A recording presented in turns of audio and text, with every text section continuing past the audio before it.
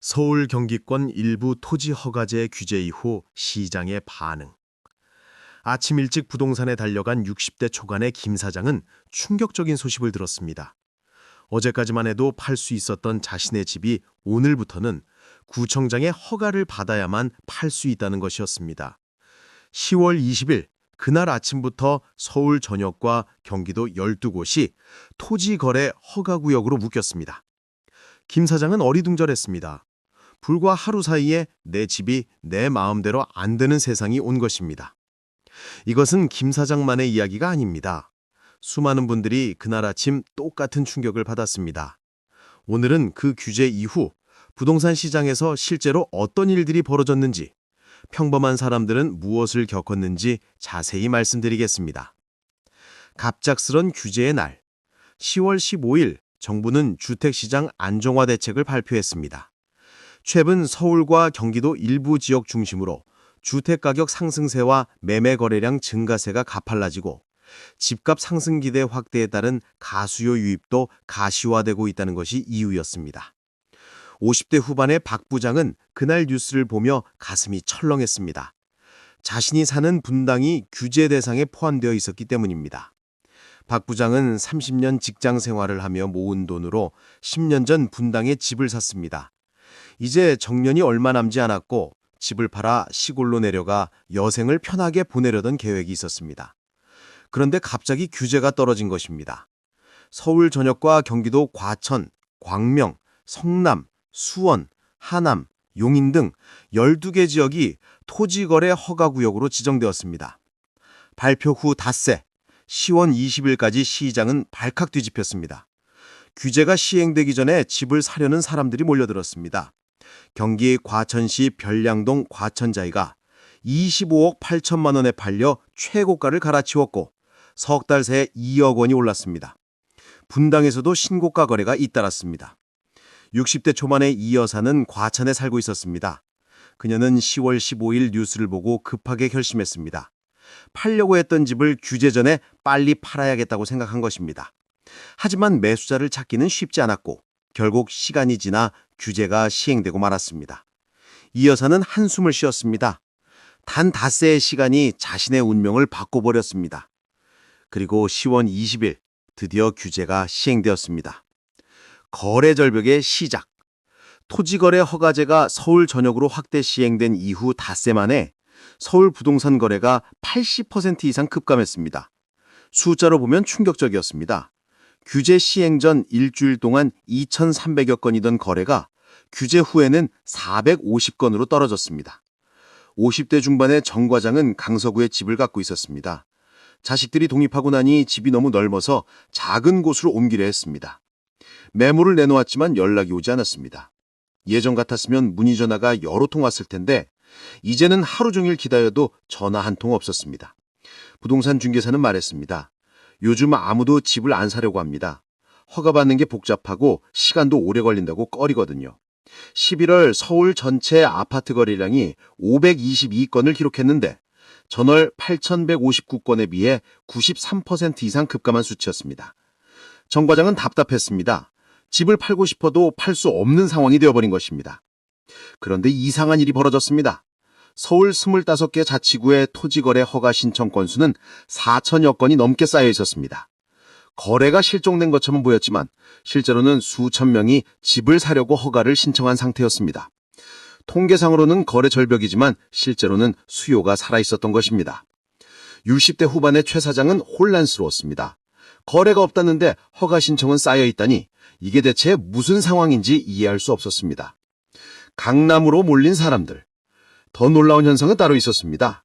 규제가 확대되면서 오히려 강남 3구와 용산구로 매수자가 몰렸고 서울 전체 거래 중 이들 지역이 차지하는 비중은 19%에서 41%로 2배 이상 뛰었습니다. 규제로 거래를 막으려 했는데 오히려 특정 지역으로 수요가 집중된 것입니다. 50대 후반의 한 부장은 이 현상을 지켜보며 허탈했습니다. 정부는 집값을 잡으려고 규제를 강화했지만 결과는 정반대였습니다. 규제 지정 이후 신고가 거래 비중이 직전 기간보다 9%포인트 늘은 51%를 기록했습니다. 규제가 오히려 집값을 더 올린 셈이었습니다. 60대 초반의 송 여사는 노원구에 살고 있었습니다.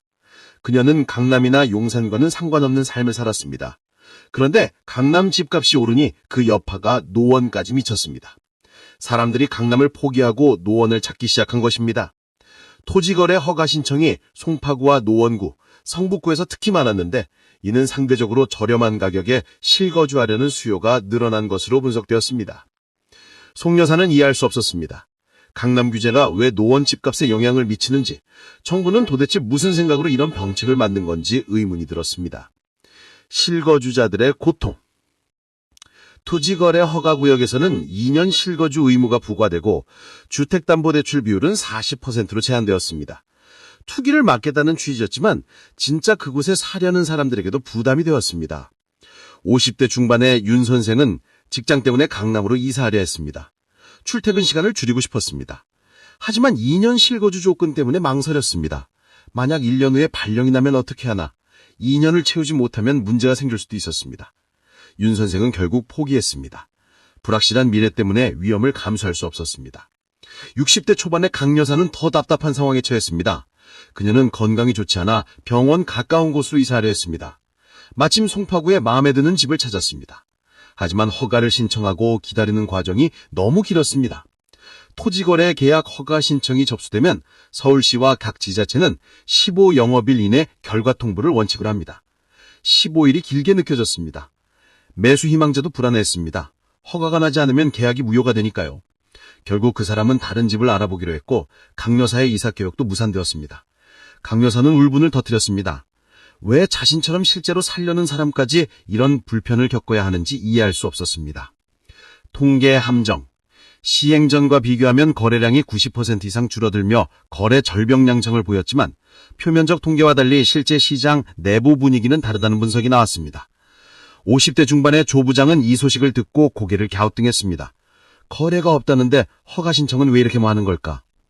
실거래 통계만 보면 거래가 급감한 것처럼 보이지만 이는 통계상 착시이며 토지거래 허가 신청 건수가 수백 건에 달하는 지역에서도 현재는 실거래가 몇 건에 불과해 실제 거래량은 훨씬 늘어날 가능성이 있었습니다. 허가가 승인되면 거래가 한꺼번에 신고될 것이고 그러면 통계는 다시 달라질 것입니다. 60대 초반의 박 사장은 혼란스러웠습니다. 정부 발표는 거래가 줄었다는데 부동산 중개사는 실제로는 수요가 많다고 했습니다. 무엇이 진실인지 알 수 없었습니다. 이런 불확실성 속에서 사람들은 더욱 불안해졌습니다. 젊은 층의 반응입니다. 흥미로운 점은 젊은 층의 반응이었습니다. 9월에 신고된 서울 아파트 매매 거래량의 36%를 30대가 매수했는데 이는 2021년 9월 이후 4년 만에 최고치였습니다.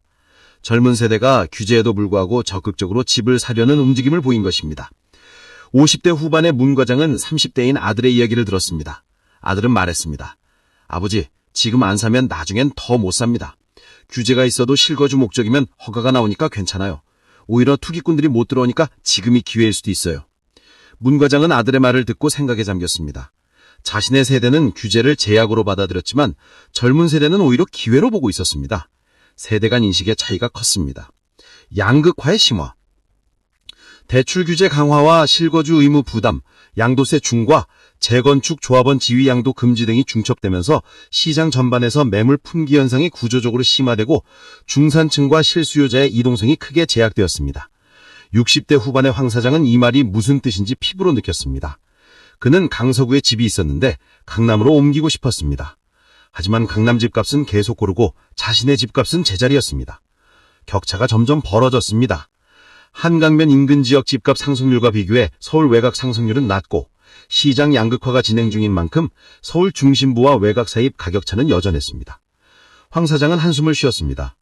규제는 투기꾼을 잡겠다고 했지만 정작 피해를 보는 것은 자신 같은 평범한 사람들이었습니다. 강남으로 옮기고 싶어도 옮길 수 없고 그렇다고 지금 사는 곳에서 만족할 수도 없었습니다. 진퇴양난이었습니다. 50대 후반의 신여사도 비슷한 고민을 했습니다. 그녀는 도봉구에 살고 있었는데 자식들이 강남에서 일을 하고 있었습니다. 가까운 곳으로 이사하고 싶었지만 불가능했습니다. 규제와 가격 상승으로 인해 이동할 수 없는 상황이 되어버렸습니다. 신여사는 말했습니다. 우리 같은 사람들은 평생 이 동네에 갇혀 살아야 하는 건가요? 현장의 목소리. 부동산 중개사들도 힘들어했습니다. 50대 중반의 이 사장은 20년 동안 부동산 중개업을 했습니다. 하지만 이번 규제만큼 힘든 적이 없었습니다. 손님은 오는데 거래가 성사되지 않았습니다. 허가 절차가 복잡하고 시간이 오래 걸린다는 이유로 사람들이 망설였습니다.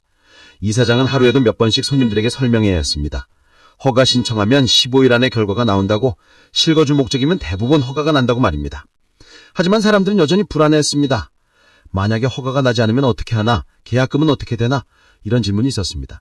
60대 초반의 김중개사는 더 답답한 상황에 처했습니다. 매도인과 매수인을 연결했는데 허가가 나오지 않아서 계약이 무산되었습니다.